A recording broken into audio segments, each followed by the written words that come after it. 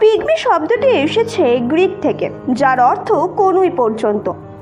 ক্ষুদ্র যে কোনো বস্তু বোঝাতে এই পিগমি শব্দটি ব্যবহার করা হয়।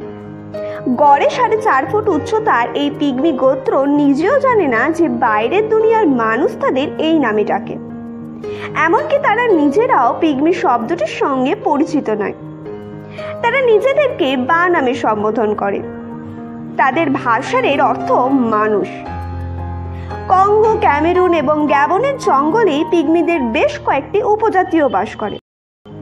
এছাড়াও ফিলিপাইন, আন্দামান দ্বীপপুঞ্জ এবং পাপুয়া নিউগিনিতে কিছু পিগমি বসবাস রয়েছে।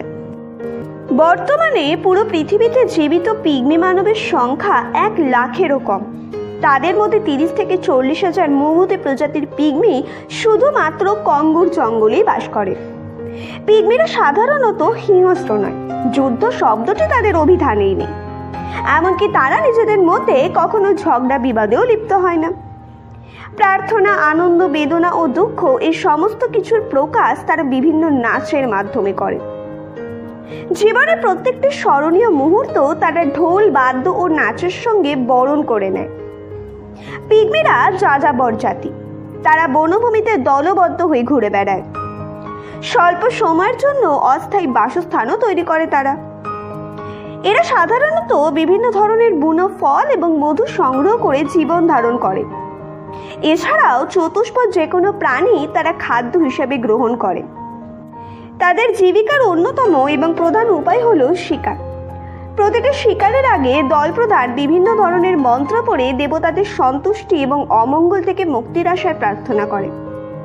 পিগমি নারী পুরুষ উভয়ই বন্য পশু শিকারে অত্যন্ত দক্ষ। তারা অনেক দূর থেকে শিকারের গন্ধ পায় এবং পায়ের চিহ্ন দেখে শিকারের আকার ও বয়স ধরে ফেলতে পারে। বৈচিত্র্যময় গান ও নাচ পিগমি সংস্কৃতির অন্যতম এক বৈশিষ্ট্য। প্রায় প্রতিটি উৎসব এবং শিকারের আগে এবং পরে তারা গান ও নৃত্য করে। নানা রকম ঢোলের বিচিত্র তাল এবং বিচিত্র শরীর সঙ্গীতে আয়োজিত এই নাচে শিশু, কিশোর থেকে বৃদ্ধ সবাই অংশগ্রহণ করে। তবে এরা অতিমাত্রায় কুসংস্কারচ্ছন্ন। প্রতিটি দলে একজন ওঝার নেতৃত্বে পিগমিরা তাদের ধর্মীয় অনুষ্ঠান পালন করে। দীর্ঘ সময় ধরে টিকে থাকা এই সমাজ আজ বিলুপ্তির পথে। পৃথিবী জুড়ে শান্তির বাণী প্রচার করা কয়েকটি দেশই প্রত্যক্ষ এবং পরোক্ষভাবে তাদের বিলুপ্তির কারণ। ইতালি, জাপান এবং পর্তুগিজ বিভিন্ন কাঠ ভিত্তিক কয়েকটি বড় বড় প্রতিষ্ঠান প্রতিনিয়ত কাঠ কেটে আফ্রিকার বনজ পরিবেশ ধ্বংস করেছে। এতে প্রত্যক্ষভাবে ধ্বংস হচ্ছে পিগমিদের বসবাসযোগ্য বনভূমি। জায়গা সংকুলন না হওয়ায় ক্রমশ কমে যাচ্ছে তাদের বিচরণ ক্ষেত্র, কমে যাচ্ছে শিকার এবং বাসস্থান সংকট। কয়েকটি প্রতিবেদনে উঠে এসেছে কঙ্গোর সৈন্যরা জঙ্গলে পিগমিদের শিকার করে তাদের মাংস ভক্ষণ করে। আর 10টি প্রাণীর মতো পিগমিরাও মাথা নত করেছে এই মানব আগ্রাসনের কাছে। বাসস্থান ধ্বংস এবং পিগমি নারী এবং শিশুদের প্রতি এসব অত্যাচার যেন মানবাধিকার অনুমোদিত।